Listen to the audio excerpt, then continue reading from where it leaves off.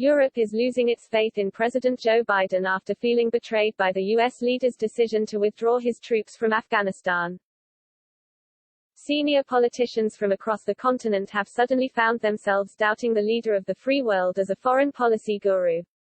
They have branded his decision to pull out of Afghanistan and leave the door open for a Taliban takeover as a mistake of historic proportions.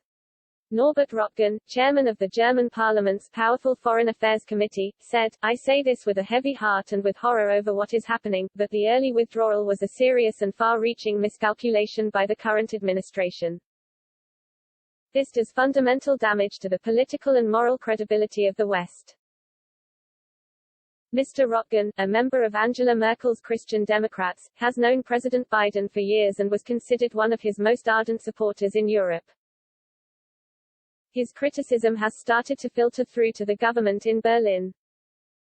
According to media reports in Germany, Chancellor Mrs. Merkel described the scenes in Afghanistan as bitter events. She told a meeting of party officials, "For those who believed in democracy and freedom, especially for women, these are bitter events." Armin Laschet, who is expected to succeed Mrs. Merkel as Chancellor after next month's election, called it the greatest debacle endured by NATO since its creation. He added, "This engagement of the international community was obviously not crowned with success." President Biden's decision has prompted another push for more Europe, as EU figureheads propose a Brussels-centered approach to the crisis.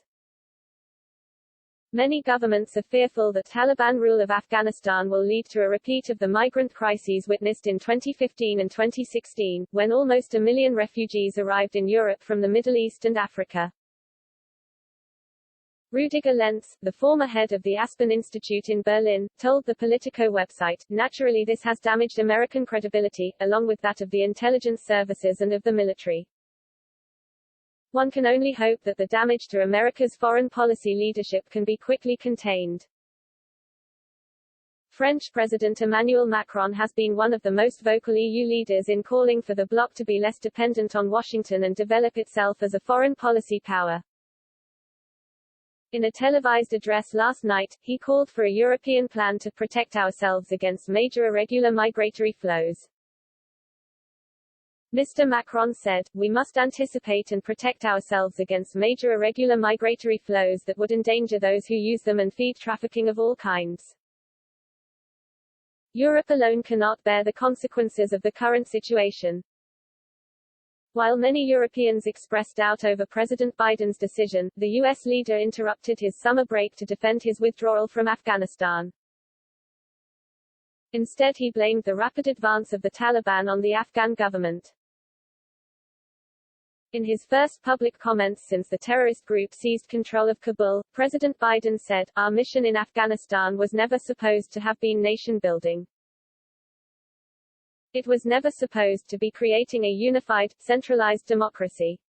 Our only vital national interest in Afghanistan remains today what it has always been, preventing a terrorist attack on the American homeland."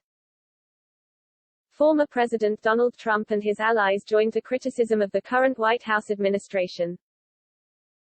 In an email to supporters, Mr. Trump said, "It's not that we left Afghanistan. It's the grossly incompetent way we left." John Bolton, a former national security advisor in the Trump White House, said, "Biden's confession that he sees the unfolding chaos in Afghanistan as validating our retreat is outrageous. This is not an Afghan civil war. We ceded control to a terrorist threat that now endangers innocent U.S. citizens, as before 9/11. This is a huge, potentially fatal, mistake." Even top politicians in the UK joined the attack on President Biden's decision to withdraw from Afghanistan. Tory MP Tom Tugendhat, who is head of the Commons Foreign Affairs Committee, said, "Afghanistan is the biggest foreign policy disaster since Suez. We need to think again about how we handle friends, who matters and how we defend our interests. In Kabul, we've failed our friends and ourselves. We need to think again, fast."